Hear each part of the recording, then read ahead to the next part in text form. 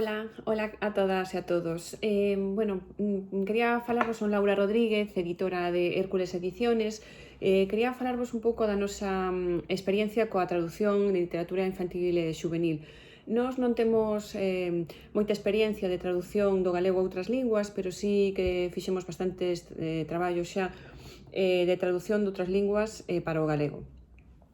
En primeiro lugar, sempre intentamos buscar linguas ou literaturas que non sexan tan coñecidas ou tan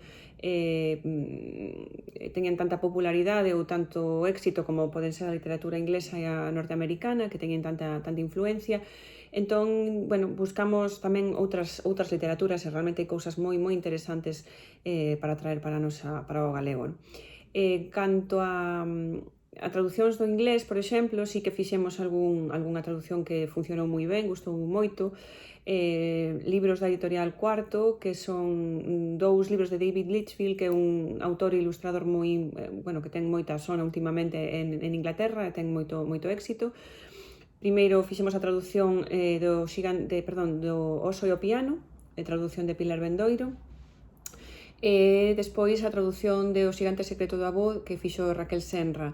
E tamén O camiño a casa, que fixo Fe González Fernández.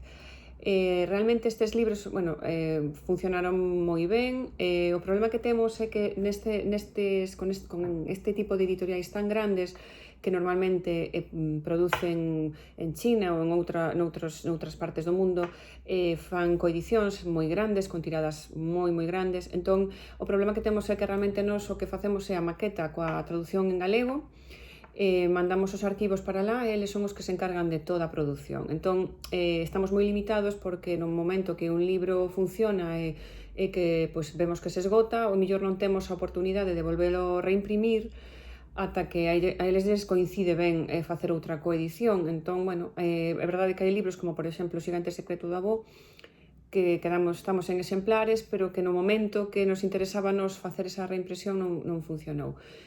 Pero polo demais, é a oportunidade para nós, para unha literatura como a galega, de ter acceso a obras de tanta popularidade, que tanto gustan e que tanto se traducen, como por exemplo as obras de David Litchfield, non?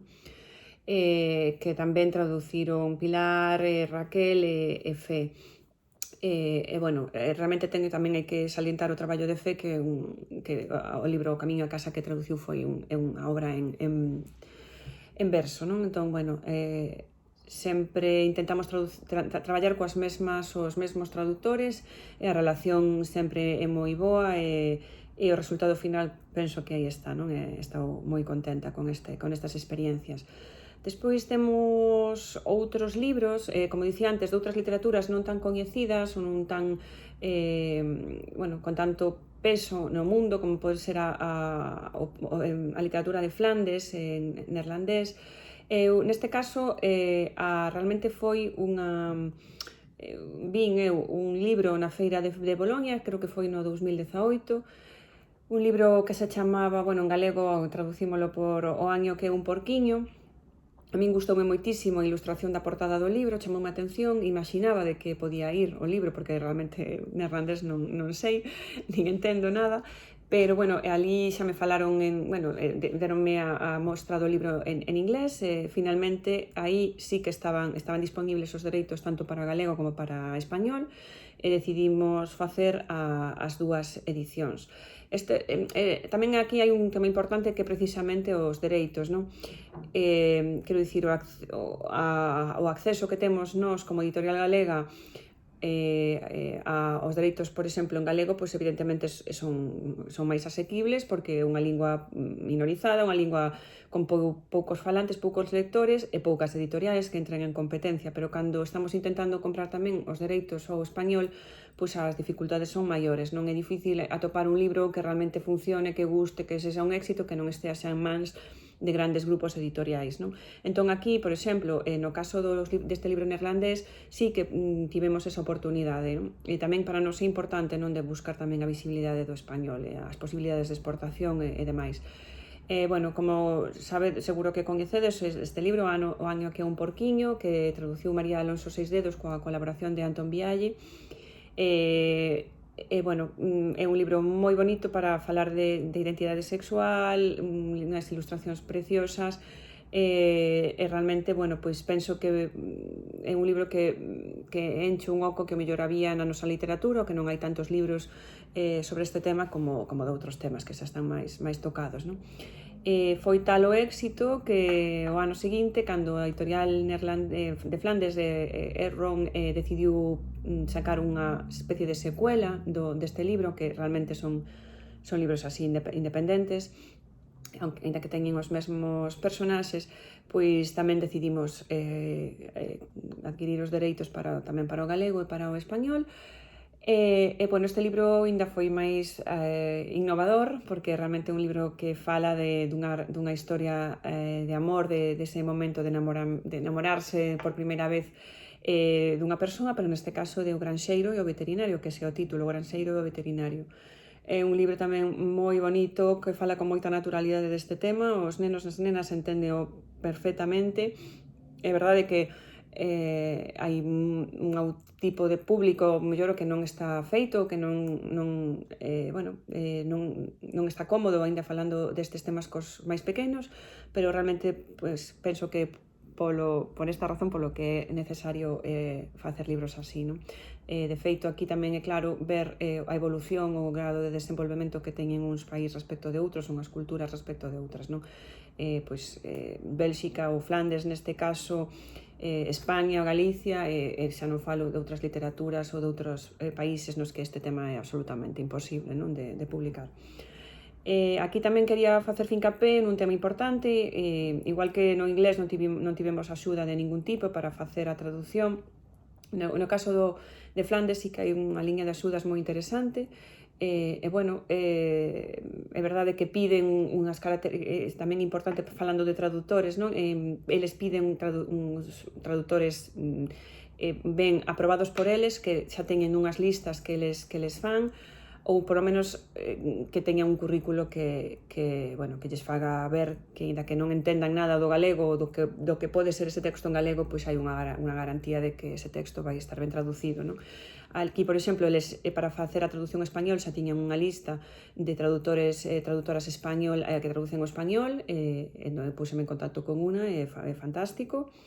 Tamén para o caso de galego, pois non tiñan referencias, pero, bueno, valeulles ben a traducción. Bueno, dixen que me puse en contacto, non, neste caso realmente foron María e Antón os que fixeron tanto a traducción ao galego castelán, é outro libro que a traductora de español é outra.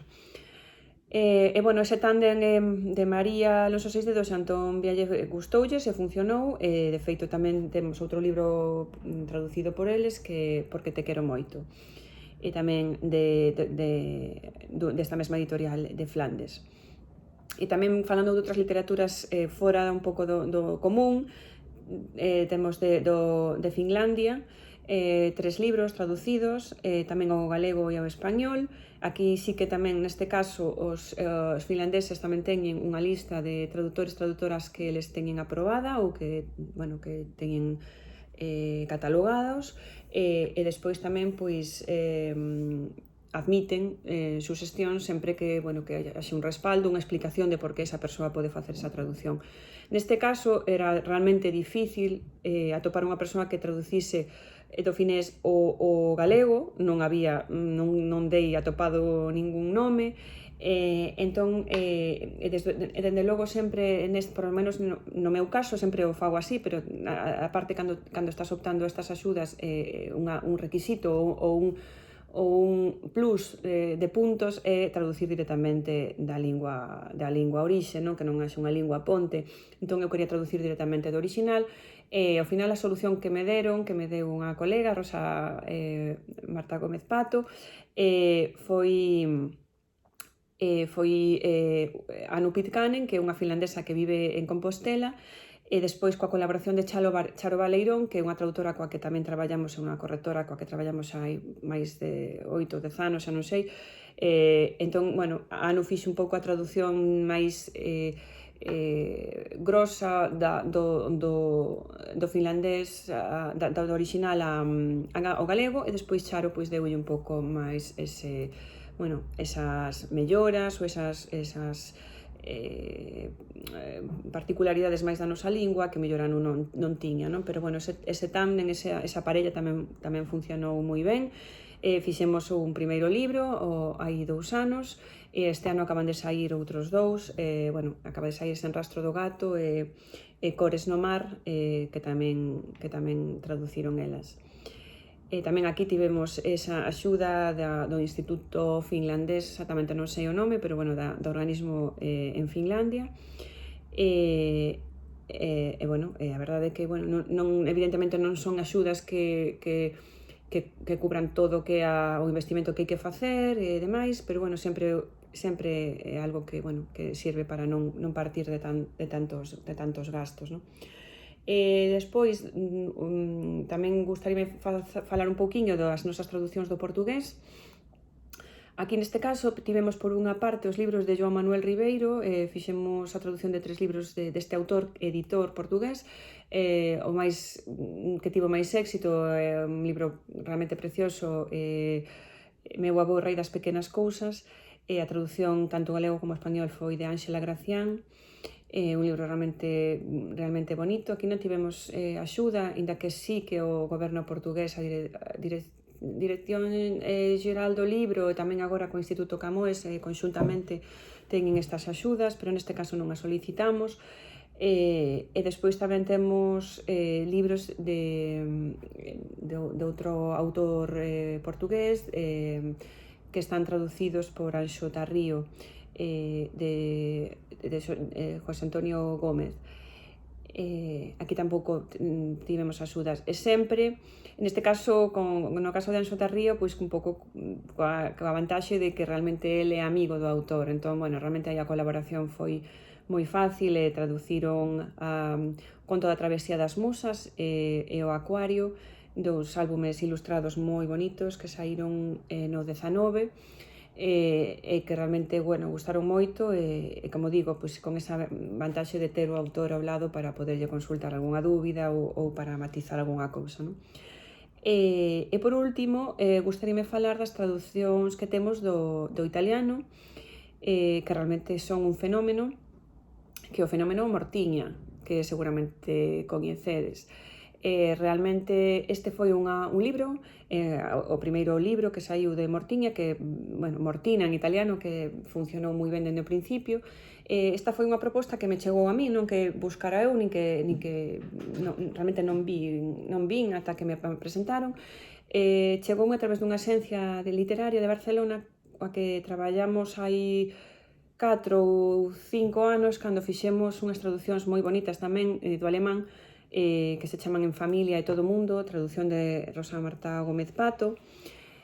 Eses libros, a verdade que gustaron moito, son, a verdade que unha maravilla. A raíz de traballar con eles e de colaborar con eles para adquirir os dereitos destas obras, pois, lóxicamente, quedamos en contacto. Eles, comentáronme o fenómeno de Mortina en Italia, todas as traduccións que se estaban vendendo, e decidín facer esa primeira traducción, que tamén é de Rosa Marta Gómez Pato. A verdade é que o éxito foi impresionante desde o primeiro momento. É un libro precioso, super divertido, e Marta fixo tamén un traballo fantástico, tamén co apoio de Manuel González, que realmente, pois, de feito, hai moita xente que dinos que pensaba que Mortiña era original galega, porque está tan ben traducido e tan natural e soa tan galego que parece impensable pensar que fose unha traducción, non? E para min penso que é o mellor que se pode dicir dunha traducción.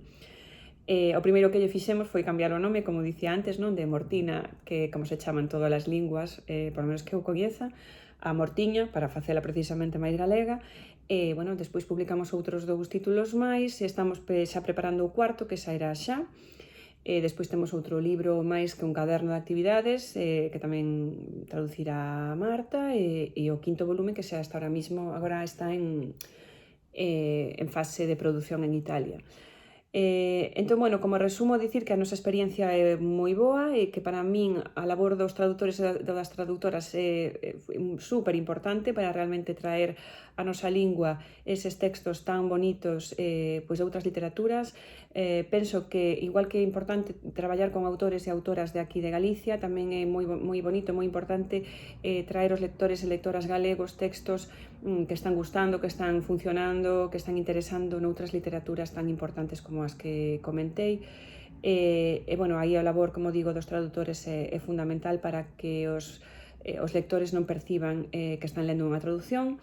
Bueno, ter experiencias de lectura, ter acceso a outras historias que son diferentes ás que nos rodean todos os días, a formas de pensar mellor diferentes, tamén, bueno, quero dicir que abren un mundo novo de posibilidades a un lector e a unha lectora. Así que nada, nos imos continuar por esta vía e espero que os lectores e lectoras tamén nos sigan apoiando. Moitísimas grazas por contar comigo.